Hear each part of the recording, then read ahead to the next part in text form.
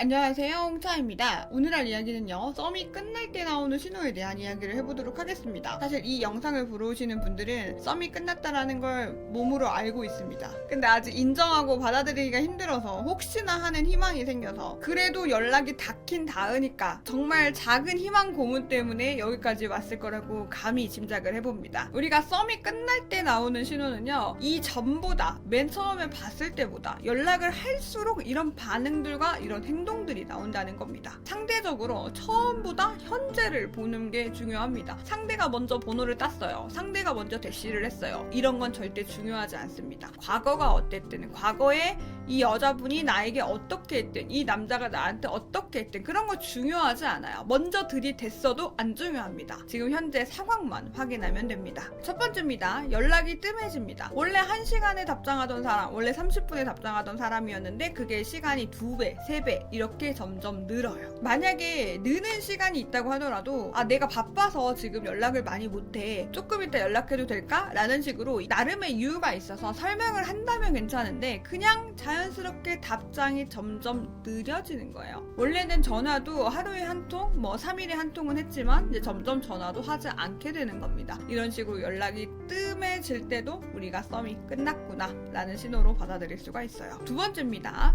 플러팅에 답장이 제대로 이어지지 않습니다. 예를 들어서 내가 보고 싶다고 표현을 했어요. 그 보고 싶다라는 말은 빼고 다른 이야기를 하는 겁니다. 그거에 대해서 그렇게 신경 쓰지 않는 듯이 보입니다. 이게 한 번이면 민망하고 부끄러워서 아직은 나는 그렇게 대답해 줄 수는 없는 사이라서 넘어갈 수 있지만, 내가 나름 표현했던 플러팅, 예쁘다고 표현했고 보고 싶다고 표현했고 그거 나랑 하자, 내가 연인으로서 당신에게 다가가고 있다라는 플러팅에 대해서 답이 없습니다.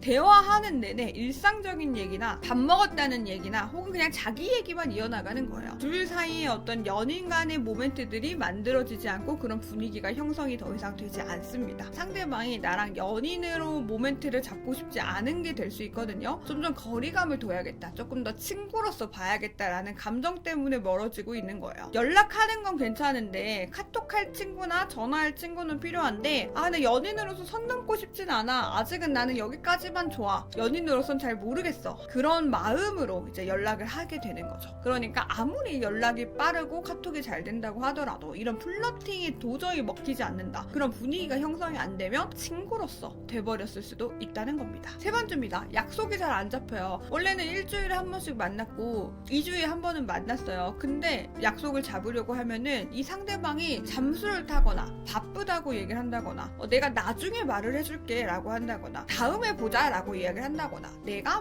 다음 달까지는 시간이 안 돼서 라고 한다거나 이런 식으로 약속을 잡으려고 하면은 그날 바쁩니다. 들으니까 너무 슬픈데, 연락이 잘 되고 플러팅도 잘 되는데 약속이 잘 안 잡히고 만나지지 않는 거라면 더 이상 마음 소비하지 않고 끝내는 게 맞습니다. 나부터도 생각해봐요. 내가 좋아하는 사람이 있어요, 혹은 관심 있는 사람이 있고 잘 되고 싶은 사람이 있어요. 그러면 시간 냅니까 안 냅니까? 내죠. 그게 마음인 겁니다. 연락을 할 때 내가 좋아하는 사람 생기고 만나고 싶고 사귀고 싶으면 시간을 내요. 근데 상대방이 그렇게 하지 않는다라는 거예요. 그러면 그 사람의 마음이 거기까지일 확률이 되게 높다라는 거죠. 그래서 너무 마음을 소비하지 않았으면 좋겠어요. 이런 경우면 이 한 사람만 보지 말고 본인도 다른 사람 만나세요. 알았죠? 한 사람에게 목매지 마세요. 그 사람이 나를 안 좋아해주고 우리가 마음이 안 맞는다면 그 사람은 계속 붙잡고 있을 이유 없습니다. 본인도 다른 사람이랑 썸 타려고 노력하세요. 네 번째입니다.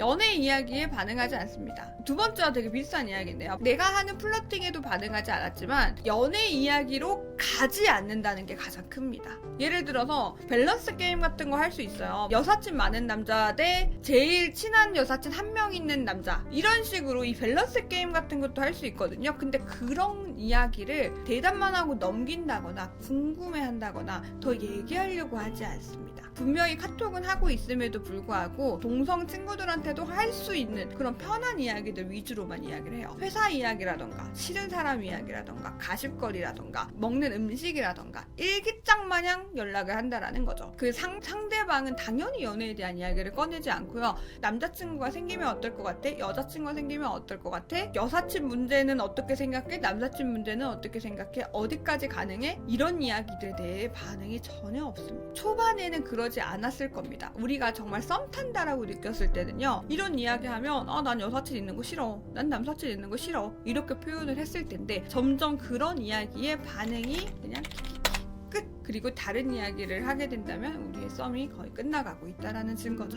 마지막입니다. 나에 대한 질문이 없어집니다. 내가 누군가를 좋아하게 되면 그 사람이 궁금하지 않나요? 그 사람이랑 뭘 하고 싶은 건 그렇다 치고 이 사람의 이상형이 뭔지, 내가 이 사람한테 잘 보이려면 내가 어떤 걸 해야 되는지, 어떤 걸 좋아해서 내가 어떤 걸 함께 할 수 있는지, 이런 거에 대해서 되게 궁금할 수밖에 없거든요. 사람들의 심리는 다 그렇습니다. 근데 이 사람은 나에 대한 질문이 너무 없는 거예요. 질문 자체를 어떻게 해야 될지 몰라서 질문이 없는 경우도 꽤 많습니다. 제가 상담을 많이 받다 보면 이 사람이랑 이렇게 일상적인 얘기하는 것도 좋다 보니까 질문을 뭘 해야 될지 모르겠어요. 질문을 꼭 해야 하나요? 라고 하시는 분들이 계시더라고요. 그래서 그런 성격도 있기 때문에 이걸로 단정 지을 순 없지만 그럴 때는 보통 이렇게 얘기하는 거죠. 땡땡이 나에 대해 궁금한 거 없어? 이렇게 물어보는 겁니다.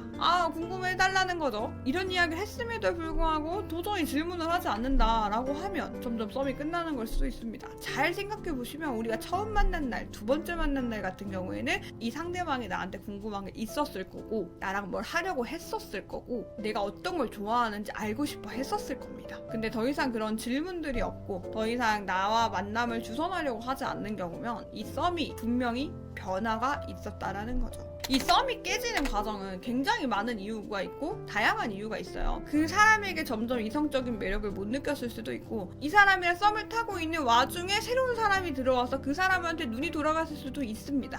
혹은 그냥 내가 힘든 일이 생겼거나 번아웃이 왔다거나 이 개인적인 일로 마음이 식어버려서 내가 지금 내 몸 챙기기도 힘든데 썸 타려고 노력하는 것조차 사치라고 느껴져서 어떤 이유든 간에 썸은 깨질 수 있어요. 썸 깨지는 건 이별이 아니에요. 슬퍼하지 말고 빨리 일어나서 다른 썸을 찾으셨으면 좋겠습니다. 제가 이렇게 말을 하면 여러분들은 슬퍼하시는 거 알아요. 좋은데 어떻게, 그 사람이 이미 좋아졌는데 어떻게, 저도 압니다. 그래도 참으세요. 그거 그렇게 오래가지 않을 수 있어요. 내가 이겨내려고 한다면. 내가 이것들이 별거 아니라고 생각을 하면 별게 아닐 수 있습니다. 이런 이야기를 하는 이유는 뭐냐면요, 사람은 썸 탈 때, 이 사람을 꼬실 때, 그때 가장 이빨린 말을 많이 하고 나를 치장을 많이 하고 상대를 만나려고 정말 구애 활동이라는 걸 하는 거예요. 그때 이런 걸 하지 않는다라는 거는 그 사람의 마음이 그냥 거기까지다. 그럴 확률이 너무 높습니다. 그런 사람을 억지로 어떻게든 꼬셔가지고 넘어오게 노력을 하는 그 시간보다 새로운 사람을 만나서 새로운 사람한테 나를 어필하는 게 사실은 더 편할 수 있다라는 거죠.